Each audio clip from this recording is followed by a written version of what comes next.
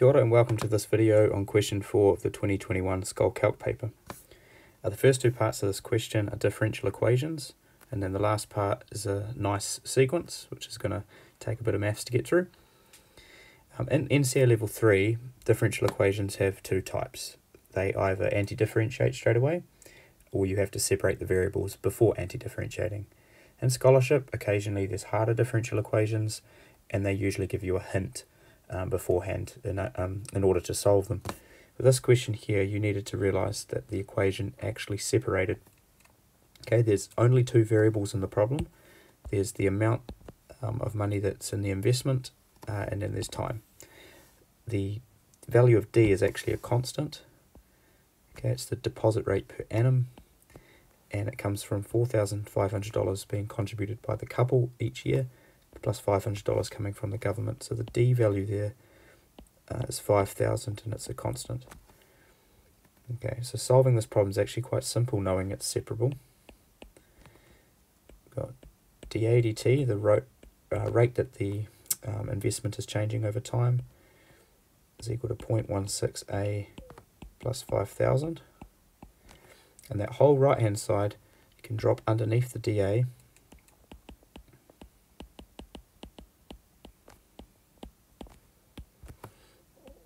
and the dt can go up to the right-hand side. There's nothing left on the right side, we'll just put a 1. I don't know about you, but I don't like writing integral of dt without something in front of it. Okay, that left-hand side, the denominator is linear, so it anti-diffs to log of the denominator divided by 0.16. We're going to divide by the derivative of that linear function. Right hand side, the 1 anti-diffs to t. We need an integration constant somewhere, so we'll go plus c and put it on the right hand side. Okay, so that's the solution to the differential equation. Now back to the problem. We're told that they had 7,600 initially, and the question's saying, will that be sufficient? Is it enough? So if time equals 0, the amount that they've got in their fund is 76,000. That enables us to find C. We sub that information into the problem. I'll just use my calculator to evaluate it. I go into decimals for this, it's no big deal.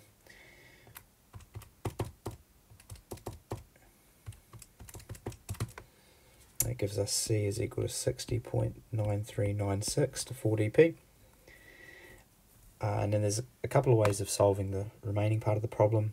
We can either find the value of A at t equals 10 and see if it's more or less than the 500,000 they need to buy the house. Or we could make A 500,000 and see what the value of t is at that point. I'll do the first one, which is to say at t equals 10, how much does A equal? So I go back to my solution and I substitute t equals 10 in. I don't need absolute value symbols anymore because the thing inside those absolute value symbols is positive.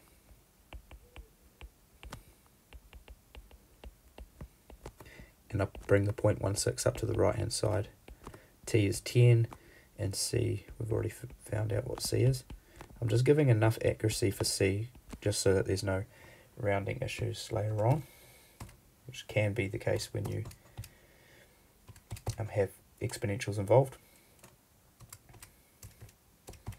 Okay, so that right hand side equals 11.35. I then need to take the e to the power of that to get rid of the log.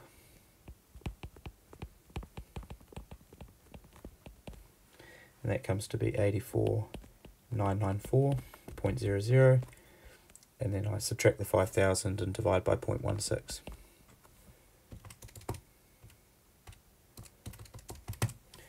That gives me an amount of 499,962.53 cents. Now I think the examiner here is trolling us a little bit because we come up just short of the 500,000 that's required to buy the house. We're $37.47 short. So we could say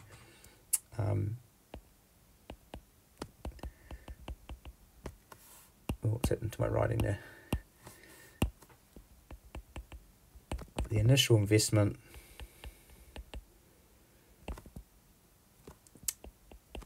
of 76,000 comes up just short $37.47 of their goal 10 years later. But in reality, that would be it'd be fine, right? You could still buy the house, and we're making some big assumptions about the interest rate being 16% continually over time. And if you know anything about interest rates at the moment, post-COVID, it's probably not going to be the case. But that's answering the question mathematically. You could say, in reality,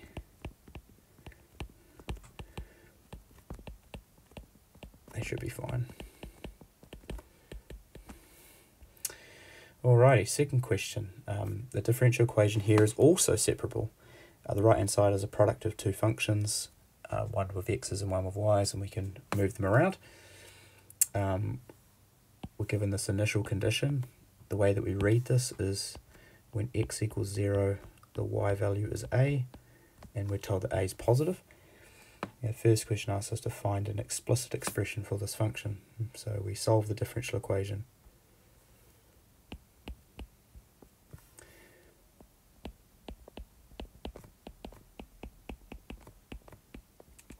I drop the y cubed underneath the dy. X minus 1 stays there with the dx coming up. Now, a common mistake students make is to get carried away when they see 1 over something and look at that left-hand side and go, oh, it antidiffs to a log. But of course, 1 over y cubed is y to the minus 3. When we increase the power, we get y to the minus 2, and we divide by that. So we get y to the minus 2 divided by minus 2 on the left-hand side. The right-hand side antidiffs to x squared over 2 minus x, and we put an integration constant there.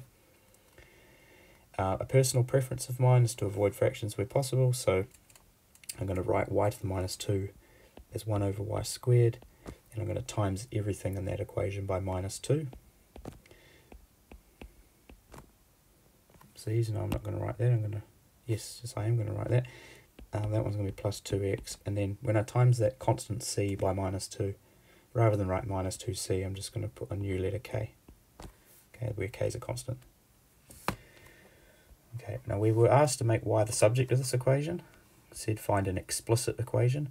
So I can flip the left-hand side upside down to make y squared, and flip the right-hand side upside down to 1 over. Now, in general, if you have equations with multiple fractions, you can't just flip them all upside down, but there's one on the left and one thing on the right, so we can do that. And then we want to take the positive square root only. Okay, so technically we've got plus or minus here when we square root. But it's the positive square root because we were told that the y value when x was 0 is a positive.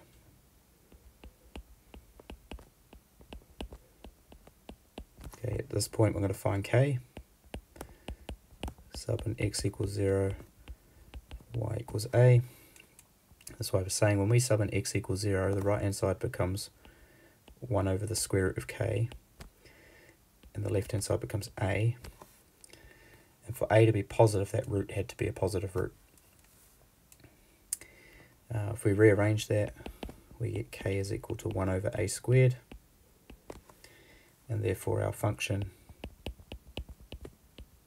y equals f of x is 1 over square root of minus x squared plus 2x plus 1 over a squared. Now I could times everything in the denominator by a squared, and also times the numerator by a squared. That is the answer, but I could do this by, if I times everything in the denominator by a squared, I can write it as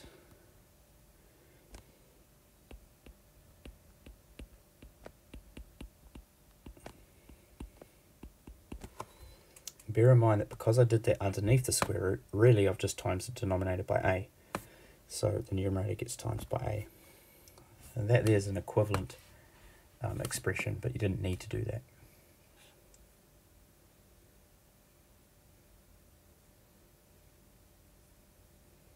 Okay, the second part of the problem asks us to find the domain and range of the function in terms of a. So domain is the values of x that are allowed, and the range is the values of y that are possible. So let's look at this expression that we've got. Can't write with a highlighter. What am I doing? What do I mark that as I? What was it I? Alright, so the second part, actually the range is easier to consider first up.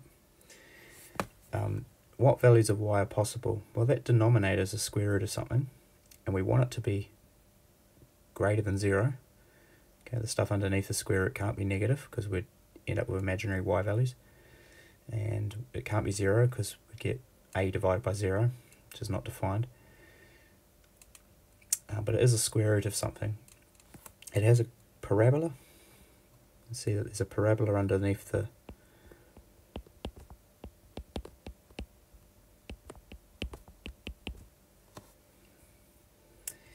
actually it's easier to use the original denominator. If I look at this parabola, I'll just call this y equals, it's a different y.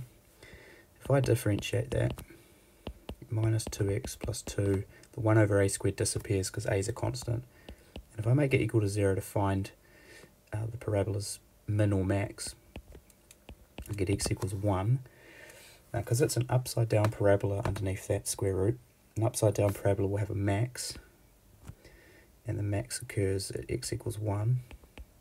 Kind of already knew that, because if I go back to the differential equation that they gave us, dy dx will equal 0 when x is 1 or when y is 0. It's actually not possible to make y 0. The function's not defined for y equals 0, but x equals 1 is the turning point I just got.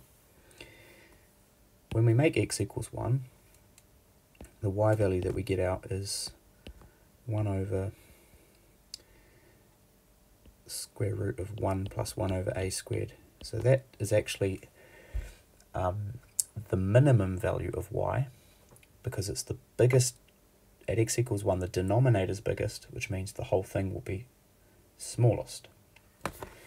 So what that means in total is that our range, the possible y values, have a lower value of this and an upper value of infinity. That's called interval notation.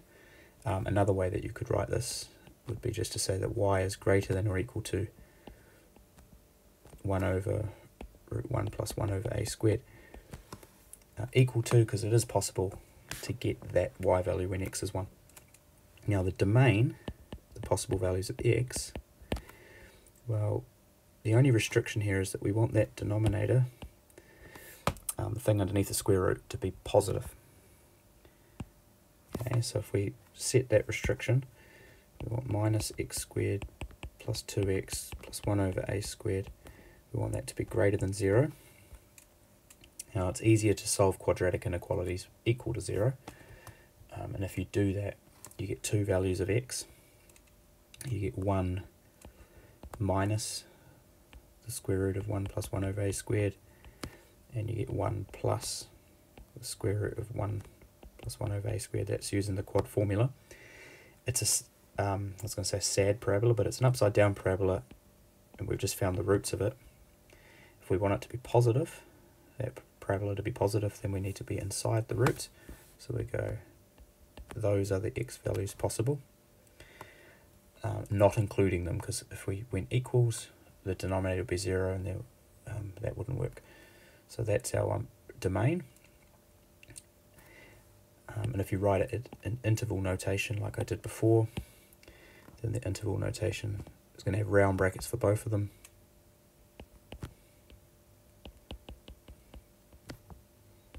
And it looks like a coordinate.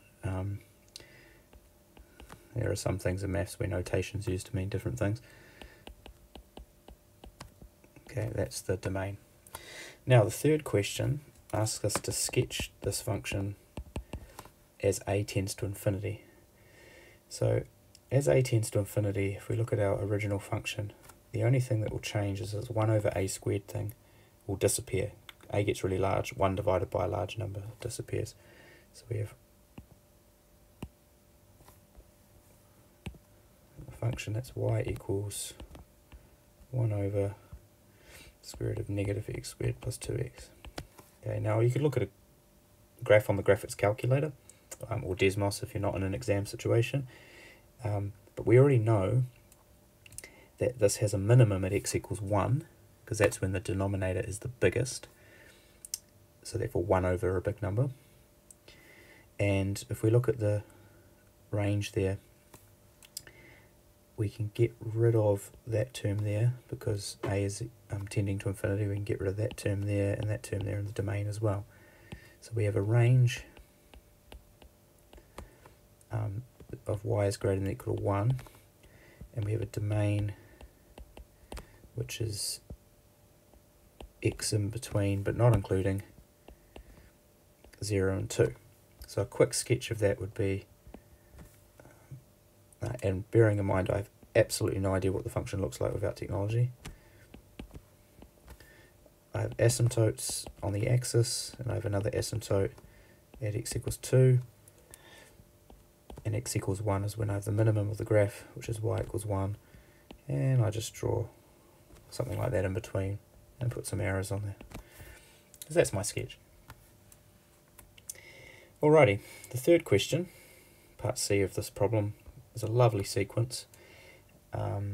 Now, when given a sequence or a series, by the way, a sequence is just, sub and n values, and this here is a series or a sum, which means to add up things in the sequence. We've also got a little bit of extra stuff there. That there is the starting value that you start with, and then there's the finish. So we're taking the sequence, we're subbing in n equals 1, we're then subbing in n equals 2, natural numbers, all the way up to 2021. So it could take a little while. There must be a shortcut, otherwise we'd be here the whole exam. Sequences and series in NCA appear in level 2, and you only see arithmetic sequences, which are linear patterns, or geometric sequences, which are similar to power graphs. Anything beyond that, there's got to be some sort of simplification that's going to make this problem nice. So what I usually do with an unfamiliar sequence is just explore. I just play around, I sub in some numbers, and see if I can find a simplified pattern. Okay, so the first thing I'm going to do here is just have a look at what I get. This is kind of like NCA level 1 with tables, equations, and graphs. I'm going to just make a table, and I'm going to go, okay, let's have a look at this sequence when n is equal to 1. What do I get? So I use my calculator. I use fractions. I don't want decimals, so I might not be able to notice a pattern in a decimal.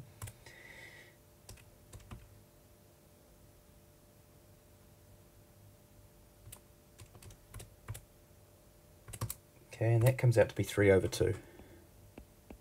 Then I do it for 2. This is just a sequence. I replace all the ones where they were, not the top ones, just where the n was 1. I make n 2 now. And that comes out to be 7 over 6. N equals 3. I might do this for a couple more.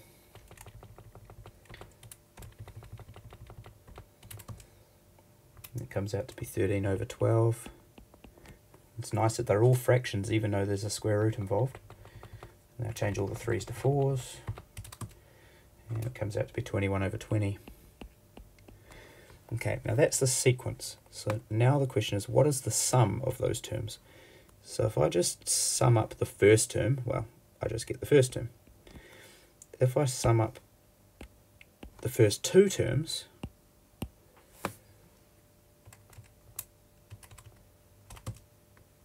I get 8 over 3. If I then add the third term, I get 15 over 4. And if I add the fourth term, I get 24 over 5. Now, this is not a proof at all. If I want to prove this, I'm going to have to do some serious algebra or even mathematical induction. If you haven't heard about this area of maths, mathematical induction, then look it up, it's great fun, but way beyond what you'd need to do at Skull Calc level. But you might be able to spot a pattern there that the denominators of these fractions go up in a linear pattern. That's n plus 1.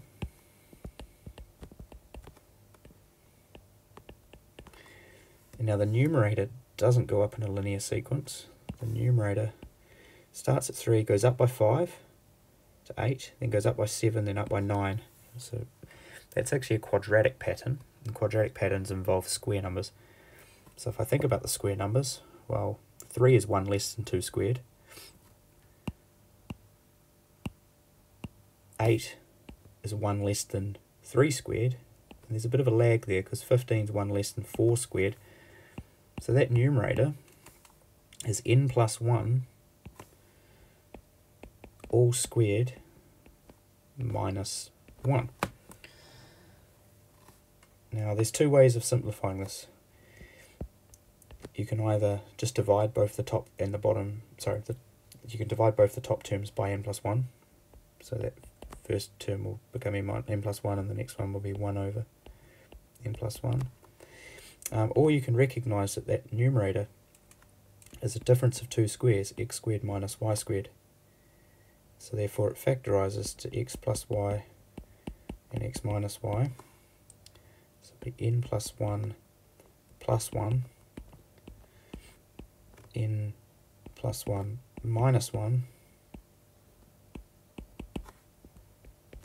and then that simplifies to n plus 2 times n all over n plus 1. So there's two different expressions for the same sum there, and we want 2021. This is called a closed formula. It means I don't have to add up 2021 terms. I just sub in 2021 and I get my answer. So if I do that, this will be 2022 minus 1 over 2022, or it will be 2021 times 2023 all over 2022. Now both of those actually give you the same answer. Gives you 2021.999505. So that there is what happens when you sum that sequence up for the first 2021 terms. And like I said, it's not a proof, so if you did that and you explored it, you might get full marks.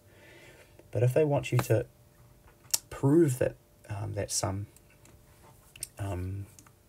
generates the formula that we found, you need some algebra, so let's do it. Let's have a look. The first thing is, we've got this horrendous formula that I reckon simplifies.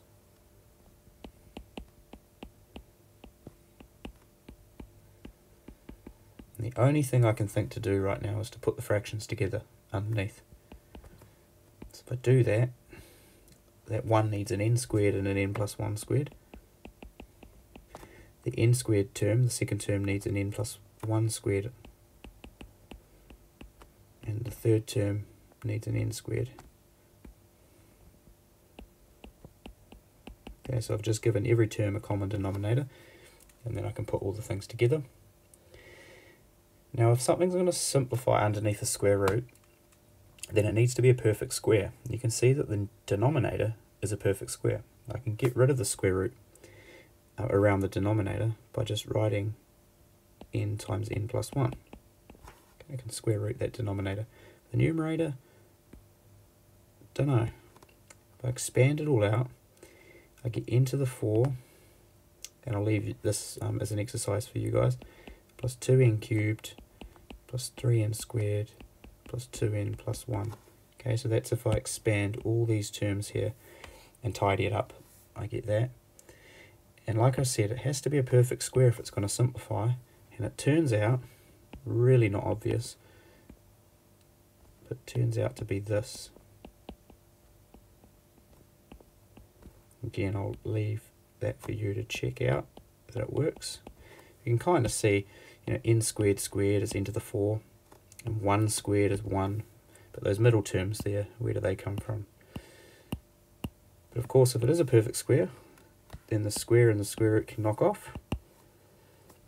And we end up getting n squared plus n plus 1 all over n times n plus 1. Now, that denominator is n squared plus n. The numerator is only one different to it.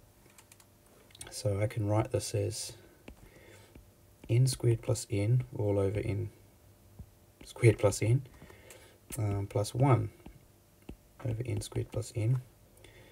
Now that equals 1 plus 1 over n squared plus n. So that, but bear in mind that that is just a simplified version of the sequence. And it turns out that it's better to leave this actually factorized. Now this next little bit, I don't have to do it this way, but I figure it's a good teaching moment. If you have a fraction where the denominator has factors, partial fractions allow you to split it up. So what it means by that, I can write this fraction, which has a factorized denominator. I can write it as a over n plus b over n plus 1, where a and b are just numbers. So if you want to explore partial fractions in more depth, then do so. Usually in a scholarship problem, if these things are involved, they give you a hint and they say, hey, look, rewrite the fraction in this format. But in this question, I think it was one of the harder ones in the exam. They probably left the hint out on purpose. Okay, so with this fraction, if we want to find the a and the b, turns out a is 1 and b is negative 1. And you can confirm that. You put those fractions back together, it equals the thing you started with on the left hand side. But if you didn't spot that, what you do is you put the fractions together and then you look at what you've just done. You've got left hand side denominator equal to the right hand side, and that means that the numerator 1 must equal this numerator. So when we equate those numerators,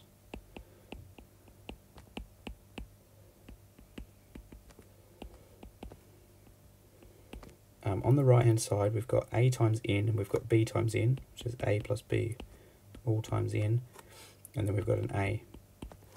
The left hand side's a constant, 1, the right hand side's a linear sequence. That means that a must be 1, and the right that linear term, a plus b times n, must be 0, because the left hand side doesn't have any n's, and that would mean that b is minus 1. Okay. Like I said, if you want more on partial fractions, you should look it up. That's a very short part of this problem. Okay, so that means we can rewrite Tn even further as 1 plus 1 over n minus 1 over n plus 1. And what's happened here is it's turned it into what we call a telescoping series. When you have a series which is involving adding up things, a telescoping series is one where terms cancel each other out. Think like a telescope when you extend it so that you can look at the stars. When you put it away, it folds in on itself. So remember that we wanted the sum up to the 21st term. So we're going to take our first term, which is 1 plus 1 over 1 minus 1 over 2. That's our first term. And then we're going to add 1 plus 1 over 2 minus 1 over 3, that's n equals 2, plus 1 plus 1 over 3 minus 1 over 4, that's when n equals 3. And we're going to keep doing that all the way up to the last term, which is 1 plus 1 over 2021 minus 1 over 2022. That term cancels with that term. That term cancels with that term. That term will cancel with something there. Run out of colours. but this term here will cancel with the one above it. And all that's left is 2021 lots of 1.